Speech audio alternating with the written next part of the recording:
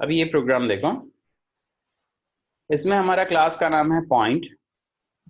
इसमें दो private data है एक्स एंड वाई।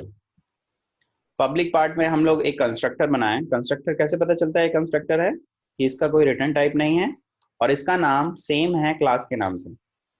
इसमें हम लोग दो पैरामीटर लिए x1 एंड y1। इस दो पैरामीटर से ही हम वैल्यू को इनिशियलाइज करेंगे। कौन से वैल्यू को? x को और y को, क्योंकि x और y को इनिशियलाइज करना है मतलब कि ऑब्जेक्ट को इनिशियलाइज करना है। तो उसके लिए हम लोग यूजर से x1 और y1 लेंगे जब हम लोग ऑब्जेक्ट क्रिएट करेंगे उसी समय। उसके बाद गेट x क्या करेगा? x की वैल्यू को रिटर्न कर देगा और गेट y क्या करेगा? y की वैल्यू को रिटर्न कर देगा। तो ये जो कंस्ट्रक्टर है, कौन सा कंस्ट्रक्टर? Parameterize constructor. उसको कॉल करने के लिए क्या करना पड़ेगा? उसको कॉल करने के लिए जब भी हम लोग ऑब्जेक्ट बनाएंगे उसमें पैरामीटर दे देंगे इस तरह से। तो आप लोगों को समझ में आ रहा है कैसे किया ये? अभी हम लोग सिर्फ ऐसा करते हैं, मतलब ऐसा लिखते हैं कि पॉइंट P1 लिखते हैं तो क्या होता? डिफॉल्ट कंस्ट्रक्टर कॉल होता। लेकिन हमने क्या किया? P1 लिखा, उसके साथ हमने क्या किया? दो आर्ग्यूमेंट भी पास कर दिए। ये दो पैरामीटर पास किए किसके लिए? कंस्ट्रक्टर के लिए। अभी कौन सा कंस्ट्रक्टर कॉल होगा? अभी होगा डिफॉल्ट कंस्ट्रक्टर कॉल। ठीक है, तो डिफॉल्ट कंस्ट्रक्टर कॉल होगा मतलब ये होगा, मतलब x1 की वैल्यू हो जाएगी 10 और y1 की वैल्यू हो जाएगी 15।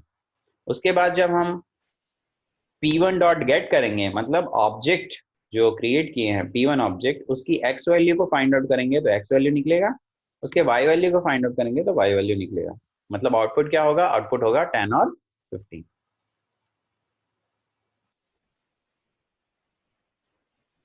So the output here is, you can see output here is for x it is 10, for y it is 15। अभी इसी प्रोग्राम में हम लोग डिफॉल्ट कंस्ट्रक्टर भी क्रिएट करते हैं। ठीक है, तो ये तो हो गया आपका पैरामीटराइज कंस्ट्रक्टर जो हम लोगों ने क्रिएट किया। अभी हम लोग क्रिएट करेंगे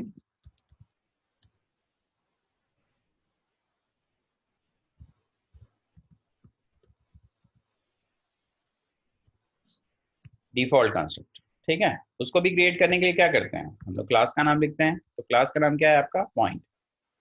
पॉइंट के अंदर लेकिन पैरामीटर में कुछ नहीं रहेगा, डिफॉल्ट कंस्ट्रक्टर के पैरामीटर में कुछ नहीं रहता। फिर इसके बाद हम लोग उसके बॉडी को बनाते हैं। इसमें क्या करेंगे? हम लोग x की वैल्यू को कुछ इनिशियल वैल्यू से इनिशियलाइज करेंगे। मान लो 1 से इनिशियलाइज कर देंगे। और y को क्या करेंगे? y को भी मान लो 1 से इनिशियलाइज कर देंगे। ठीक है, अब क्या करेंगे? अब क्या करते हैं हम लोग? एक बार डिफॉल्ट कंस्ट्रक्टर कॉल करते हैं और एक बार पैरामीटराइज कंस्ट्रक्टर। ठीक है, तो डिफॉल्ट कंस्ट्रक्टर कॉल करते हैं। ये हो गया आपका P2 पार्ट, ये हो गया P2 मतलब ऑब्जेक्ट 2। ठीक है, और ये हो गया आपका P1 मतलब ऑब्जेक्ट 1। तो P1 जो रहेगा उसमें हम लोग क्या कॉल करेंगे? उसमें हम लोग कॉल करेंगे डिफॉल्ट कंस्ट्रक्टर। और जो P1 रहेगा उसमें क्या हो गया? पैरामीटराइज कंस्ट्रक्टर कॉल होगा। ठीक है, अब ये सिंपल है राइट। जब हम लोग P1 क्रिएट किए तो कंपाइलर क्या बोलेगा? कंपाइलर सॉरी कंट्रोल बोलेगा कंपाइलर को कहाँ पर है कंस्ट्रक्टर। तो बताएगा कि कंपाइलर की कंस्ट्रक्टर है क्या? हाँ, कंस्ट्रक्टर तो मिल गया। अब ये डिफॉल्ट वाला भी है, तो एक्स और वाई को किस में से इनिशियलाइज कर दिया जाए? 1 1 से। तो जब हम P1 ऑब्जेक्ट के एक्स और वाई को देखेंगे तो 1 1 प्रिंट होगा। अब P2 ऑब्जेक्ट हमने बनाया, उसके अंदर क्या दिया? पैरामीटर दे दिया। तो ये किसको कॉल करेगा? ये भी कंस्ट्रक्टर को कॉल करेगा, लेकिन पैरामीटराइज कंस्ट्रक्टर को। ये है हमारा पैरामीटराइज कंस्ट्रक्टर। इसका x1 और y1 की वैल्यू क्या है? 10 और 15। 10 और 15 चला गया। x की वैल्यू क्या हो गई? 10, y की वैल्यू 15 हो गई। किसके लिए? P2 के लिए। तो हमने बेसिकली क्या किया? 2 ऑब्जेक्ट बनाया। कितना ऑब्जेक्ट बनाया? 2 ऑब्जेक्ट बनाया। ठीक है, so actually we have created 2 object. So one object is P1, another object is P2, right?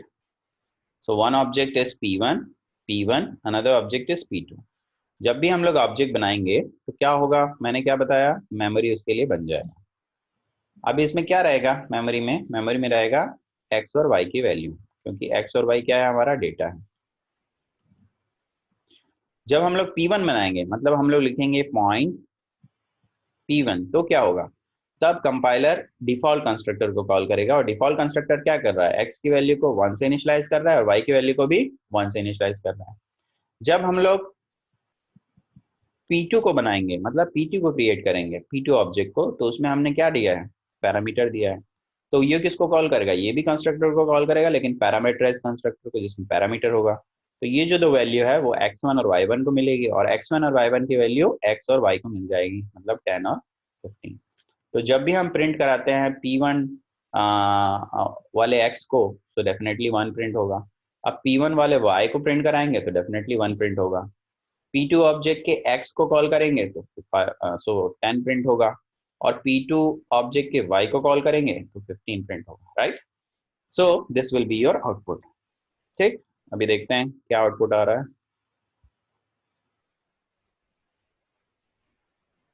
देखो, सो आउटपुट क्या आया आपका, आउटपुट आया P1.x1, P1.y1, P2.x10 and P2.y15।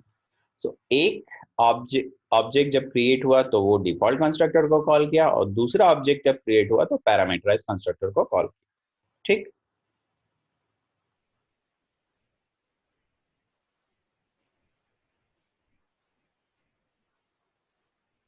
तो मैंने कल एक डिफॉल्ट आर्ग्यूमेंट भी बताया था आपको, राइट।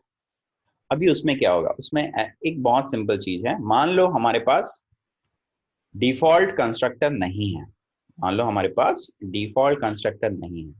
ठीक, हम क्या करेंगे, ये जो पैरामीटराइज कंस्ट्रक्टर बनाया, इसी में कुछ डिफॉल्ट वैल्यू दे देंगे। तो x की वैल्यू को हमने क्या किया, डिफॉल्ट 1 दे दिया, और y की वैल्यू को क्या दे दिया, डिफॉल्ट 1 दे दिया। ठीक, अब क्या होगा, क्योंकि हमारे पास तो एक ही कंस्ट्रक्टर है, हमारे पास डिफॉल्ट कंस्ट्रक्टर है ही नहीं। तब जब P1 बनेगा तो क्या होगा, क्योंकि P1 के पास तो कोई आर्ग्यूमेंट ही नहीं है, फिर भी वो कंस्ट्रक्टर को तो कॉल कर सकता है। क्यों, क्योंकि यहाँ पर डिफॉल्ट वैल्यू है। तो x की वैल्यू बाय डिफॉल्ट 1 है, तो x में 1 चला गया, और y की वैल्यू बाय डिफॉल्ट 1 है, तो y में 1 चला गया।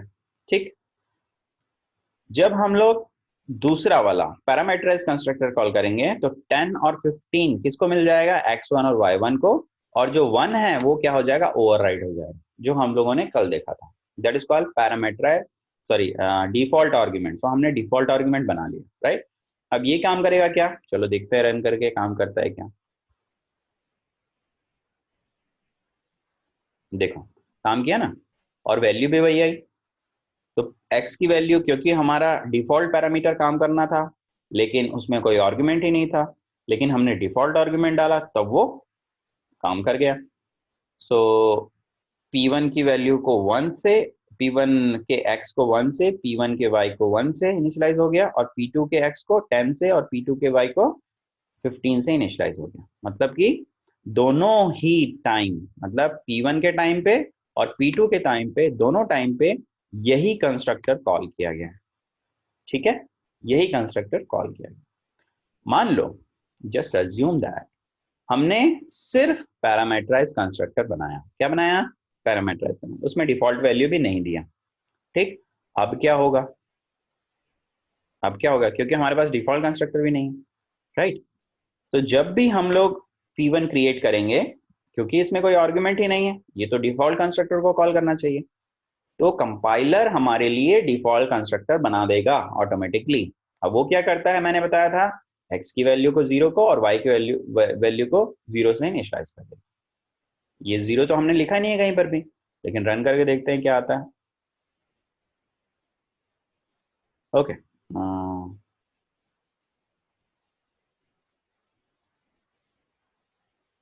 Wait a minute, right. So there is a problem. What is the problem, the problem is, जब भी हम कोई कंस्ट्रक्टर बनाएंगे, कहां पर, आपके प्रोग्राम में, जब भी हम कोई कंस्ट्रक्टर बनाएंगे आपके प्रोग्राम में, तो सिर्फ पैरामीटराइज कंस्ट्रक्टर बना रहे हैं, लेकिन आप डिफॉल्ट को कॉल कर रहे हैं, तो कंपाइलर एरर देगा, बोलेगा आपने तो एक कंस्ट्रक्टर बनाया हुआ है ऑलरेडी, आप डिफॉल्ट क्यों नहीं बना लेते हैं। अगर डिफॉल्ट नहीं, अगर पैरामीटराइज या और कोई कंस्ट्रक्टर नहीं बनाया है, उस केस में कंपाइलर आपके लिए एक कंस्ट्रक्टर बना के देगा। लेकिन जब आपके पास एक भी कंस्ट्रक्टर मौजूद है तो कंपाइलर आपके लिए कोई और कंस्ट्रक्टर बना के नहीं देगा। ठीक है, ये प्रॉब्लम है किसके साथ? कंपाइलर के साथ, कि कंपाइलर देखेगा कि आपका तो एक कंस्ट्रक्टर बना हुआ है, तो मैं और कोई कंस्ट्रक्टर नहीं बनाऊंगा। That's why this error is coming. The error says no match function for call point। यहाँ पर मैच नहीं हुआ। क्यों मैच नहीं हुआ? क्योंकि यहाँ पर जब हम लोगों ने P1 बनाया तो इसमें तो कोई आर्गुमेंट नहीं है, लेकिन यहाँ पर ये आर्गुमेंट चाहिए, इसलिए ये एरर दे रहा है। इस केस में जब ये भी नहीं रहेगा, कौन सा, ये वाला भी नहीं रहेगा, तब क्या होगा? तब ये P1 तो काम करेगा। क्यों? क्योंकि वो डिफॉल्ट कंस्ट्रक्टर कॉल करेगा। क्योंकि हमारे पास कंस्ट्रक्टर ही नहीं है तो कंपाइलर हमको बना के दे देगा कंस्ट्रक्टर। लेकिन इस केस में ये काम नहीं करेगा, क्योंकि ये बोल रहा है कि हमको पैरामीटराइज कंस्ट्रक्टर चाहिए। ठीक है, तो इसको हम लोग अभी कमेंट आउट कर लेते हैं। हम सिर्फ P1 के लिए कर रहे हैं। यहाँ पर देखिए कोई कोई कंस्ट्रक्टर नहीं है। अभी रन होगा? हाँ, रन होगा। कंपाइलर हमारे लिए एक बना के देगा, क्या? Default constructor. तो डिफॉल्ट कंस्ट्रक्टर बनाया। इसमें देखिए जनरली वैल्यू को 0 से इनिशियलाइज करता है, और x के लिए देखो कुछ गार्बेज वैल्यू भी आ गया, दिख रहा है? तो ये क्या कर रहा है आपका कंपाइलर, क्या कर रहा है कि आपके x और y के वैल्यू को इनिशियलाइज कर रहा है कुछ वैल्यू से। y की वैल्यू को तो 0 से इनिशियलाइज कर रहा है, बट x की वैल्यू को कुछ गार्बेज वैल्यू से इनिशियलाइज। ठीक है, तो कुछ ना कुछ इनिशियलाइज तो किया, डिफॉल्ट हो गया। बट जब हम डिफॉल्ट बनाएंगे, ऐसा डिफॉल्ट जब बनाएंगे तब तो वो डिफॉल्ट को ही कॉल करेगा, और x की वैल्यू को 1 और y की वैल्यू को 1 ही प्रिंट करेगा। तो x की वैल्यू को 1 और y की वैल्यू को 1 ही प्रिंट करेगा, क्योंकि हमारा ऑलरेडी डिफॉल्ट कंस्ट्रक्टर है। और जब हम पैरामीटराइज कंस्ट्रक्टर बनाते हैं तो ये ध्यान रखना चाहिए कि आपका डिफॉल्ट कंस्ट्रक्टर होना ही चाहिए। अगर नहीं है तो आप उसको डिफॉल्ट आर्ग्यूमेंट दे दो, बट डिफॉल्ट कंस्ट्रक्टर का रिप्लेसमेंट चाहिए ही चाहिए। ठीक है, अभी देखते हैं, मान लो हमारे पास ये पैरामीटराइज कंस्ट्रक्टर नहीं है, लेकिन हम पैरामीटर के साथ में ऑब्जेक्ट को बना रहे हैं, तो ये काम करेगा क्या? डेफिनेटली ये काम नहीं करना चाहिए, क्योंकि मिसमैच हो रहा है आपका कंस्ट्रक्टर के ऊपर। Yes, so no match function for call point, क्योंकि ये तो 2 चाहिए इसको इंटीजर, बट हमारे पास तो है ही नहीं। हमने क्या किया है? सिर्फ डिफॉल्ट और विदाउट एनी पैरामीटर लिया है। लेकिन इसको क्या चाहिए? किसको? P2 को क्या चाहिए? 2 इंटीजर चाहिए। तो वो बोलेगा कि 2 इंटीजर वाला आपने कंस्ट्रक्टर बनाया ही नहीं, इसलिए P2 के पास एरर आ गया। ठीक, so I think the concept of default constructor and parameterise constructor is clear. दूसरा चीज आपको ये भी क्लियर होना चाहिए कि डिफॉल्ट कंस्ट्रक्टर कंपाइलर कब बनाता है। तो कंपाइलर कभी बनाएगा जब हमारा कोई भी कंस्ट्रक्टर नहीं होगा। जब एक भी कंस्ट्रक्टर होगा तो हमको ध्यान रखना पड़ेगा कि डिफॉल्ट कंस्ट्रक्टर होना ही चाहिए, नहीं तो इस तरह से कुछ अगर ऑब्जेक्ट बनाते हैं तो वो प्रॉब्लम क्रिएट कर सकता है। दूसरा चीज जो आपका डिफॉल्ट कंस्ट्रक्टर बनाएगा, कौन? आपका कंपाइलर। जो डिफॉल्ट कंस्ट्रक्टर बनाएगा उसमें जो इनिशियल वैल्यू रहेगा वो कुछ भी हो सकता है, anything could be there, either 0, either any other value. Generally 0 रहता है मोस्ट ऑफ द कंपाइलर में। और कुछ कंपाइलर अगर ऑलरेडी उस ऑब्जेक्ट को बना रहे हैं तो उस ऑब्जेक्ट के जगह में कुछ गार्बेज वैल्यू भी हो सकता है।